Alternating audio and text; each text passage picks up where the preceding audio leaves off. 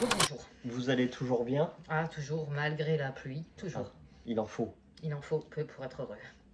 Bon, alors, de quoi... Il y a quelques jours en arrière, nous avions fait le retour de lecture sur Maren Utog, là où sont les oiseaux. un très beau 8, bien gras, bien en Bien chair, gras, voilà. 8 sur 10. Et nous avions dit que cet auteur avait fait un premier roman, Qui s'intitule La petite fille et le monde secret. voilà, encensé par la critique pour un premier roman.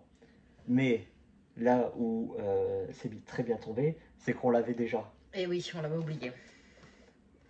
Et voilà tout, ça a été réédité chez Galmester Totem. Donc, Très bien. Donc, on va faire un petit topo sur Marraine. Qui est-elle? Qui es-tu? donc Maren, c'est Mhm. une autrice à la base de bande dessinée Mhm. et journaliste et illustratrice. Voilà. Elle est Tu- publiée souvent dans un journal. Donc elle est néerlandaise, danoise et sami. Oui. Alors, on va préciser après. Oui, Parce que les Samis sont un peuple, une communauté norvégienne. voilà, elle tient ça de son père. Voilà. Donc en gros, on pourrait dire que les Samis sont norvégiens, mais si vous dites ça à un Sami, Il oula, va mal le voilà. prendre. C'est peut-être un peu comme les Corses. Oui. Dire que les Corses sont français, oui, mais certains, ah, voilà. Oh non, ils sont pas français. Bon, Oh, attention à ce qu'on dit, hein, on n'a pas envie d'avoir des ennemis corses, parce que la Corse c'est ah cool. mais c'est Hein. pas méchant, Moi hein, il faut j'aime, arrêter de tout prendre méchamment. Hein. moi j'aime bien aller en vacances en Corse, hein. Donc Il faut arrêter de tout prendre méchamment, hein, voilà. roman de Oui, Marraine, oui, Une fin heureuse en 2023, voilà, en avril. qu'on va acheter. Très bien. Et voilà tout, et c'est vo- pour aujourd'hui. Très bien. Le pitch, s'il te plaît, tu veux ou je veux? Ah non, vas-y, parce que moi je l'ai clairement pas lu encore. Ah, donc, et voilà tout. Alors, le thème, c'est 270 pages. En Ça tout cas, va, j'aime beaucoup la couverture. ça va très vite.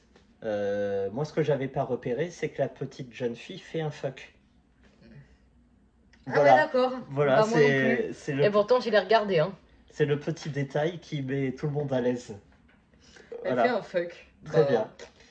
Donc, là, on est clairement sur un récit de vie, un racontage, comme tu dirais, et cela se rapproche très profondément de la vie de l'auteur, vu que c'est son premier roman, en même temps, c'est logique. Donc, ça se passe dans les années 80, voilà, où nous allons suivre une jeune femme, l'enfance d'une jeune femme, à savoir elle a sais-tu si c'est un fait réel ou pas? Elle raconte pas sa je vie là-dedans? je pense que c'est un fait réel. C'est exactement la même chose. Son père est Sami. Euh, alors comment expliquer ça en rentrant bien dans les détails? C'est-à-dire que va y avoir un problème de communauté. Il y a trois communautés qui se mélangent. En Norvège, tu as les Norvégiens, les Samis et les Gven. Ok. Voilà, c'est des peuplades anciennes qui datent du XVIIIe siècle et qui sont un peu comme la théorie de l'évolution de Darwin. C'est-à-dire que les Norvégiens leur ont pas laissé, c'est comme un peu les Indiens. Oui, parce qu'on Voilà, dirait en plus. soit tu t'adaptes à la mode norvégienne, soit tu disparais. Voilà, c'est la sélection naturelle. Donc certains, malheureusement, l'ont fait, et certains non. Voilà. Et certains l'ont fait, mais à reculons, parce que c'est pas leur délire. Et ça, c'est vraiment la famille du côté de la mère de cette jeune fille-là. C'est des Samis très accrochés à leurs croyances ancestrales et leur mythologie.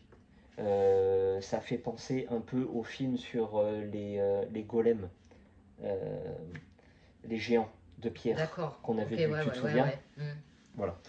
Et donc, cette fille, les parents vont se séparer et elle va partir avec son père au Danemark. Au Danemark. Voilà. À savoir que là aussi, le danois et le norvégien, c'est quasiment les mêmes mots, mais c'est pas du tout la même prononciation. Et à travers, au fil de ce bouquin-là, va y avoir pas mal de quiproquos justement sur cette prononciation-là. Donc là, on peut saluer ou non, je sais pas, j'ai pas du tout les refs. Il y a un travail énorme de la part du traducteur. Voilà. Parce que justement, c'est les mêmes mots, c'est pas les mêmes traductions. Et des fois, il y a Des incohérences. Il y a des flous, Incompréhensions. il y a des incompréhensions, même les personnages entre eux se comprennent pas, juste pour un R effacé ou un R plus guttural. Ok. Voilà, donc on va suivre l'enfance de cette jeune fille. Et de quoi parle le bouquin?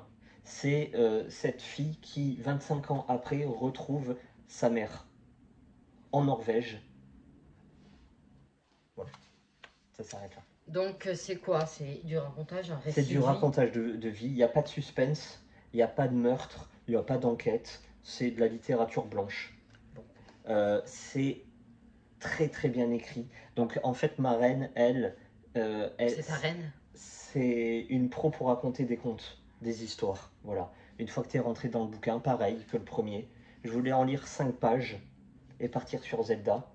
Résultat, eh ben, à 3h30, j'ai fini le bouquin. Voilà. bien. Une fois rentré là-dedans, c'est impossible de le quitter. Voilà.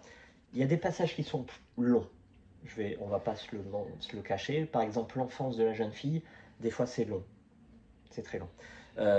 Des fois. Mais il n'y a pas de. C'est pas noir. Elle est pas battue, elle est pas. Non. Y a rien. Par contre, la belle-mère danoise est horripilante. C'est le type de femme, ou d'homme, hein, on va pas. Voilà, qui veulent faire le mieux et l'ennemi du bien. Voilà, elles veulent tellement faire bien qu'au final elles font mal. Et c'est. Non, non, faire des trucs comme ça à des enfants, on les fait pas. Faut avoir 2 grammes de jugeote pour comprendre. Genre la belle-mère de Cendrillon? Non, elle n'est pas acariâtre, elle n'est pas méchante. Ah bah donne-nous un exemple alors. Elle veut faire sa grand-mère lui donne une bague en argent pour se protéger des forces maléfiques que je parlais. Voilà. Et en fait, la belle-mère lui enlève la bague parce qu'elle est trop grande, parce que c'est pas de son âge, parce que une jeune fille ne doit pas se balader avec des bijoux. Voilà. À la limite, on pourrait comprendre. Mais la fille, voilà, c'est la seule chose qui la rapproche de sa famille norvégienne. Voilà. Donc elle y tient comme à la prunelle de ses yeux. Et la jeune fille, elle lui dit, bah non, moi, c'est ma famille. Voilà. Et l'autre, elle insiste. Elle insiste, elle insiste, elle insiste. Et résultat, elle lui arrache de force la bague. Et le pire, c'est que elle se la met à elle. Et elle expose devant la petite. Regarde, hein, j'ai ta bague. Hein. Ouais, donc c'est méchant quoi. Tu vois, non, ça se fait pas des trucs comme ça. Voilà. Bon, bref, c'est moins bien que celui-ci. Voilà. Comme je te disais, il y a moins de suspense. C'est un conte. C'est à lire l'hiver au coin du feu. Moi, je lui mettrais un 6 sur 10. Très bien. Voilà. Ou j'avais mis combien? On avait mis 8 à celui-là. C'était un 8 bien en gras. Voilà, donc on va lui mettre 7 à celui-ci. Parce que je l'ai quand même pas lâché. Du début jusqu'à la fin, je l'ai pas lâché. Parfait. Voilà. Merci à vous. Et puis à bientôt. Bon week-end.